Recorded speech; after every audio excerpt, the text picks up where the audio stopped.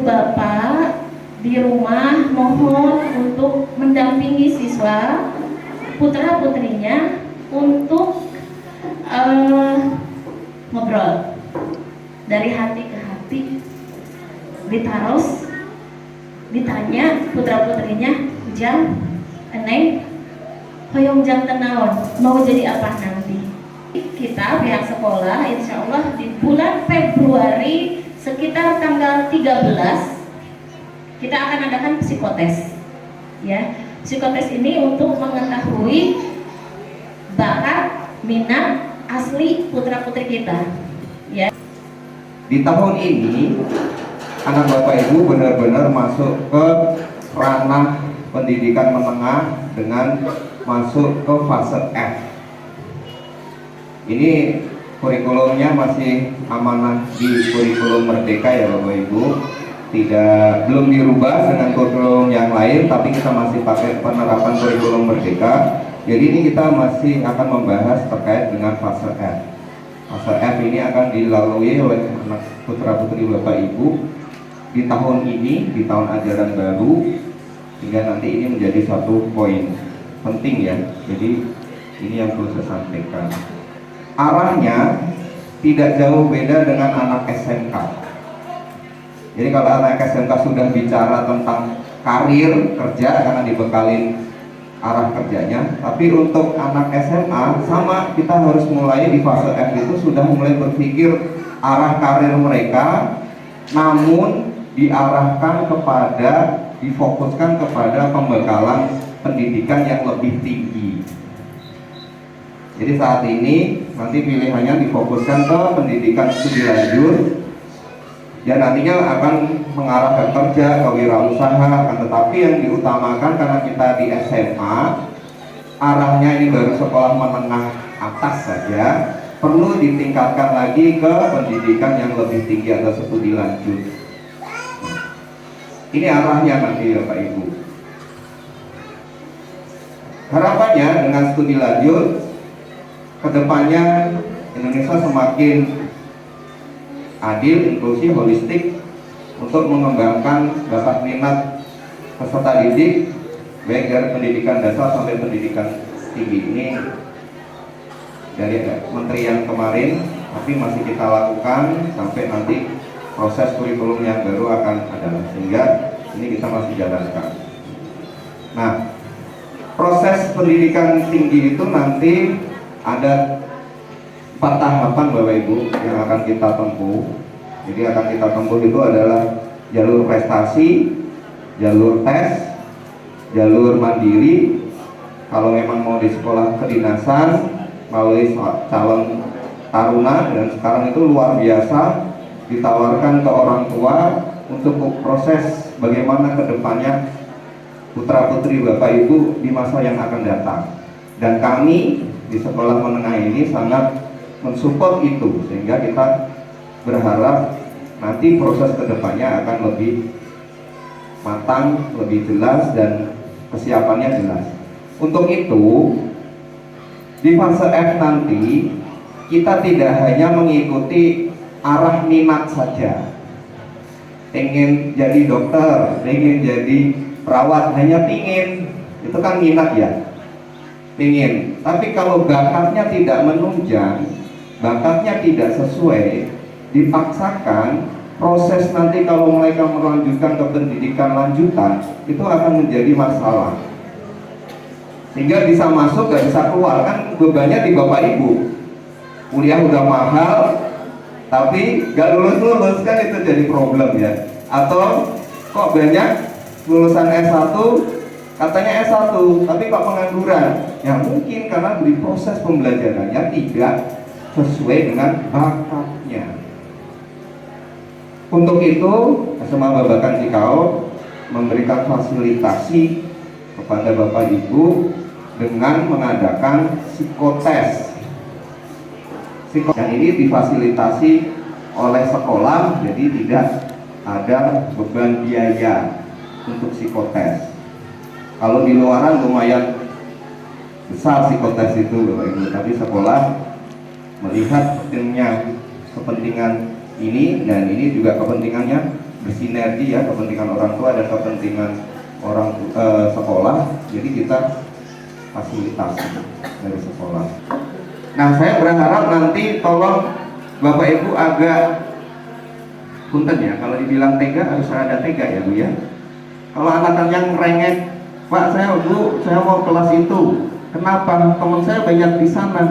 Saya mohon dengan sangat Bapak Ibu jangan hanya ngikutin aja rengekannya, tapi boleh datang ke sekolah, bicara diskusi bagaimana nanti sebaiknya.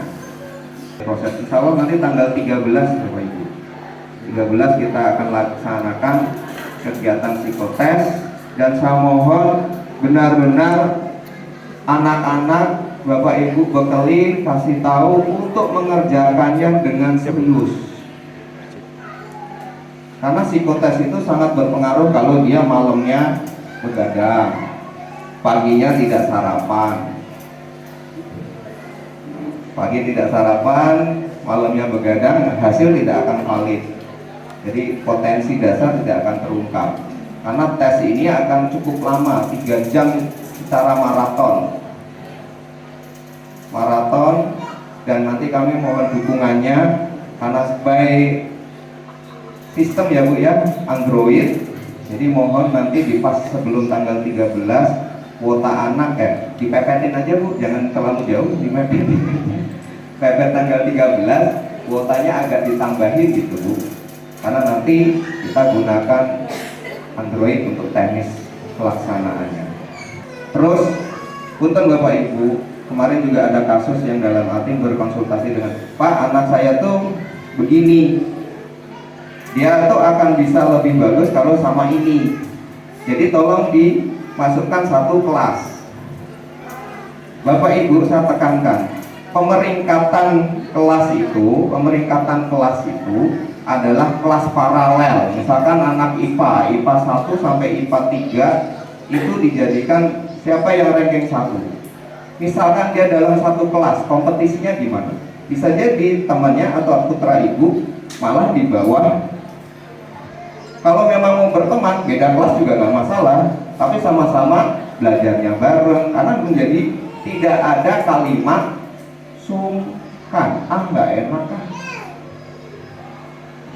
Sekolah kita itu sudah diakreditasi Bu, dan ini sangat dampaknya luar biasa, sehingga tahun ini kita dapat kuota IPA 28, IPS 16. Jadi total keseluruhan ada 44 siswa masuk ke perguruan tinggi tanpa tes, karena hasil rapot semester 1 sampai semester 5, dasarnya rapot, sehingga tidak ada tes.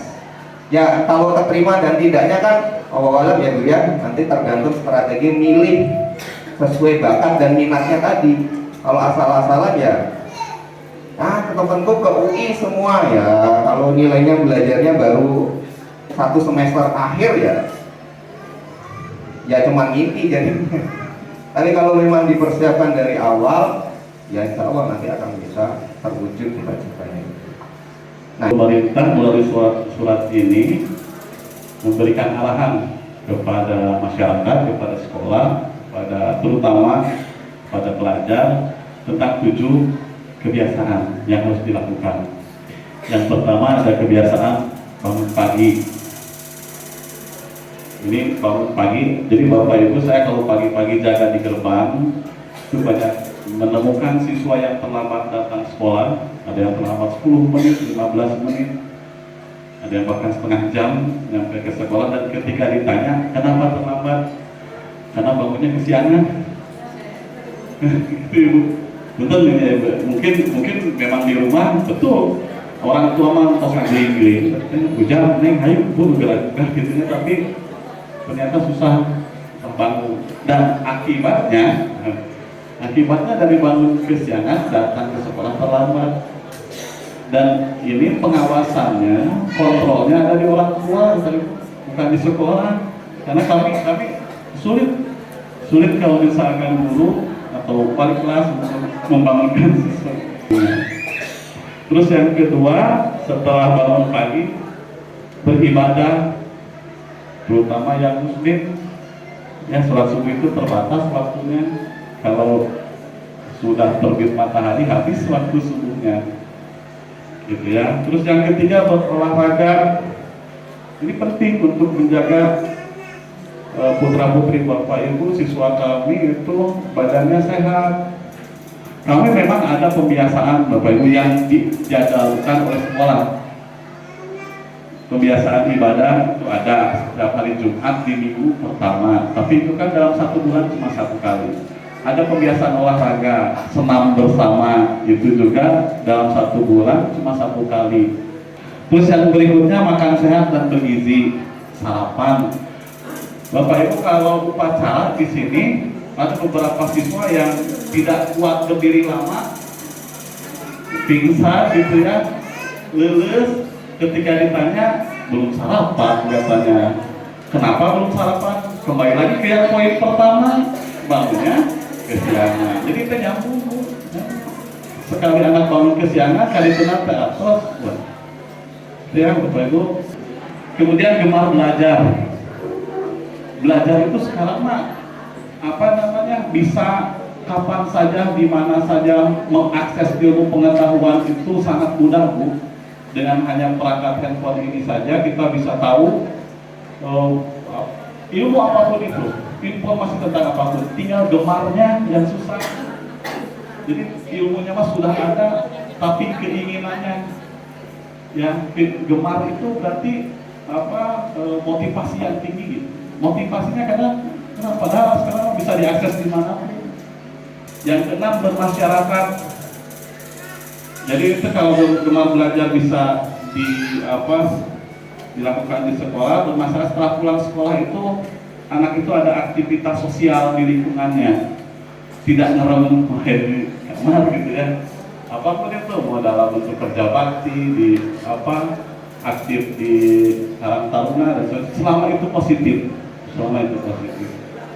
Dan kemudian kalau kebiasaan ini dilakukan setiap hari konsisten, tidurnya pasti cepat. Jam 9 pas sudah ngantuk. Kalau dari pertama bangunnya pagi, terus beribadah, terus olahraga, terus makan aja, dan seterusnya berurutan dilakukan, insya Allah tidurnya cepat. Yang kedua, ini berkaitan dengan program Cabang Babakan Cikao, itu berkaitan dengan P5, Bapak Ibu. P5 itu proyek penguatan profil pelajar Pancasila, Bapak Ibu. P5 salah satu komponen yang harus ada di kurikulum Merdeka. Dan nanti nilai dari P5 itu muncul di rapot, Bapak Ibu. Cuma di semester ini tidak nanti di rapot kenaikan ada nilai P5-nya. Jadi itu harus ditempuh oleh putra putri Bapak Ibu. Pelaksanaannya dalam bentuk apa ya? Dalam bentuk proyek, namanya juga proyek penguatan profil pelajar Pancasila. Kami sedang merumuskan bagaimana supaya P5 itu bisa menguatkan 7 kebiasaan yang tadi, Bapak Ibu. Jadi kami orientasinya pada pembentukan karakter. Ya, ini masih dirumuskan oleh tim P5 kami, tapi informasi awal kami sampaikan. Insya Allah kegiatannya di bulan April. Ya, setelah selesai, karena sekarang mah sudah konsentrasi ke Ramadan, Idul Fitri. Nanti selesai Idul Fitri baru kita berjalan untuk P5. Dan ada rencana kami akan bekerja sama dengan mitra dari luar agar lebih